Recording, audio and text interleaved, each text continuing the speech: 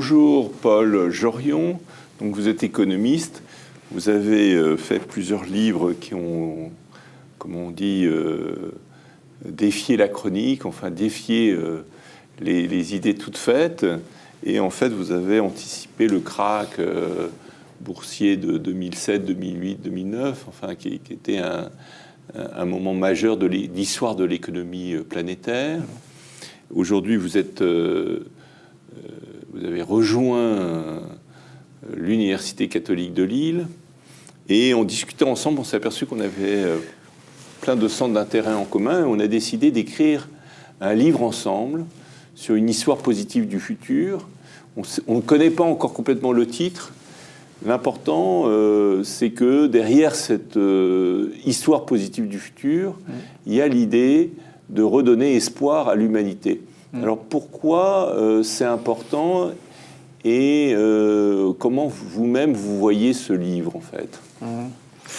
Merci Michel Salov-Coste, merci d'avoir eu l'idée de ce débat qui va prendre une forme écrite. Oui, c'est vrai, nous avons eu le sentiment en nous rencontrant, c'était il y a quelques années, d'ailleurs c'était en Italie, que nous avions des choses à nous dire et que peut-être de nos échanges peut-être que nos échanges pourraient produire quelque chose de positif, en particulier dans un monde qui est un monde troublé en ce moment, qui est un monde qui est en difficulté, où il y a dans certains pays en particulier des dirigeants qui sont d'un style un peu inattendu. Et nous nous sommes dit, oui, nous allons essayer de produire un... C'est vrai que j'ai déjà travaillé sur cette question de la disparition éventuelle du genre humain, mais il s'agit maintenant de se retrousser les manches et de voir ce qu'on pourrait faire, de réfléchir à quels sont les moyens mobilisés et pour bien faire, utiliser l'idée de ce livre comme un moyen de mobilisation. Voilà, alors on a commencé à faire un brainstorming ensemble et on a... décrit sur le papier déjà une sorte de parcours qui est assez logique. Il y a un premier chapitre sur les opportunités, les risques, les forces, les faiblesses. En fait, c'est une analyse stratégique classique, c'est-à-dire au fond, la planète, où en est-elle? Donc on va faire une première vidéo là-dessus. Et après, cette premier état de l'art, il y a une deuxième vidéo, une deuxième étape, un deuxième chapitre du livre qui serait justement... comment, face à ces opportunités, ces risques, ces forces, ces faiblesses, quels pourraient être les scénarios positifs. Et là, on s'est appuyé sur un gros travail de compilation de différents scénarios effectués sur la planète, de tas de points de vue différents, de tas de centres de recherche différents. Et on a fait une matrice et on a dégagé, en quelque sorte, la partie de la matrice qui pouvaient correspondre à des scénarios positifs. Et après, on fera un troisième vidéo sur le scénario ou les scénarios positifs ou la famille de scénarios positifs. Et enfin, on rappellera tout de même un point important, c'est aujourd'hui, qu'est-ce qu'on peut associer comme probabilité au scénario positif, ce qui est tout de même une manière de revenir sur Terre et de se rendre compte à quel point on a besoin, et ça va être un terme clé dans les scénarios positifs, de proactivité, ce qui permet de prendre conscience à quel point aujourd'hui nous sommes dans un moment très nouveau de l'humanité où l'humanité doit devenir proactive alors que jusqu'alors elle a suivi un peu, soit elle était emportée par les éléments de l'histoire et elle était dominée par la nature, soit après elle a fait l'histoire tout en... la suivant, enfin, en étant parfois débordé par ce qui se passait, voire le siècle dernier avec les deux guerres mondiales où tout le monde a été à la fois acteur, mais en même temps dépassé par ce qui se passait. Et aujourd'hui, il nous faut une nouvelle conscience de la planète. Donc on va un peu explorer tous ces thèmes. Qu'est-ce qui vous semble important de souligner dans ce livre avant qu'on passe à la vidéo où on va traiter le premier chapitre?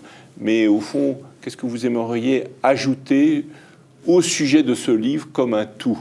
Puisque après on va traiter les chapitres.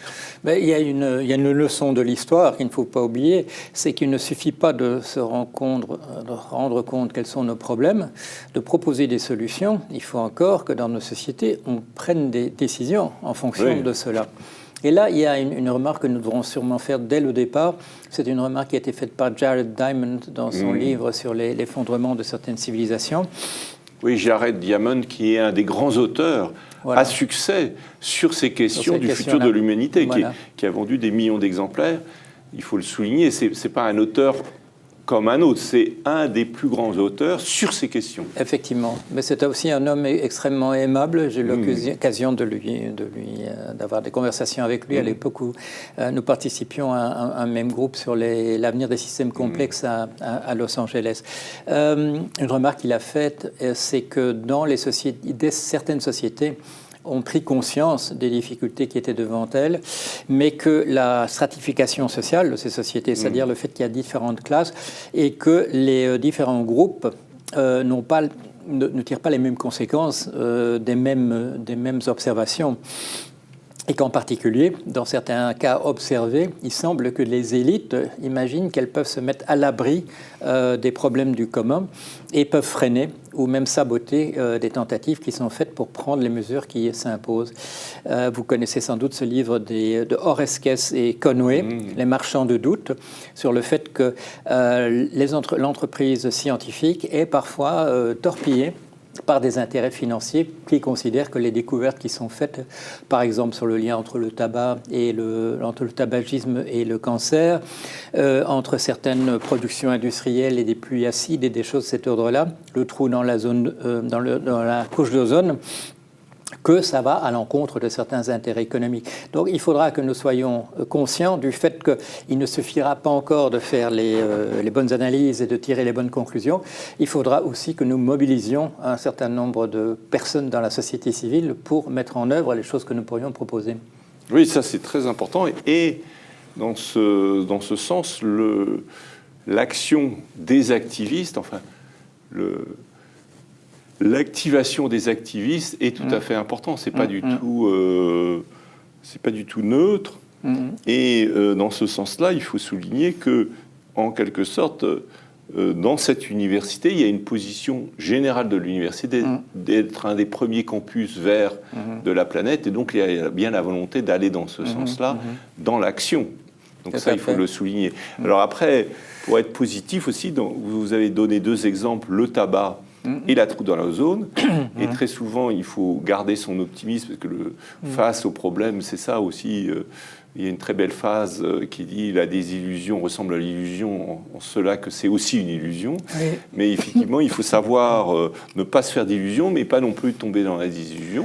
Et le tabac et la trou dans l'ozone, c'est deux cas où le problème a été identifié et l'humanité s'est réveillée massivement. Les intérêts partiels et partials ont été transformés, dépassés, et aujourd'hui, effectivement, la trou d'ozone se reconstitue positivement, et le tabac, on peut dire que même en France ou partout dans le monde, il y a une chute de l'usage du tabac. Chacun est invité à s'arrêter. Là, il y a une forte communication. Donc, je vous propose qu'on rentre donc dans notre livre sur cette première alerte sur effectivement, en conclusion, certes, c'est important d'imaginer un scénario. Attention, le scénario, il faudra encore le mettre en œuvre. Le livre, ce n'est qu'une première étape. Voilà. Le plus important, c'est ce qu'on fera derrière en termes d'action.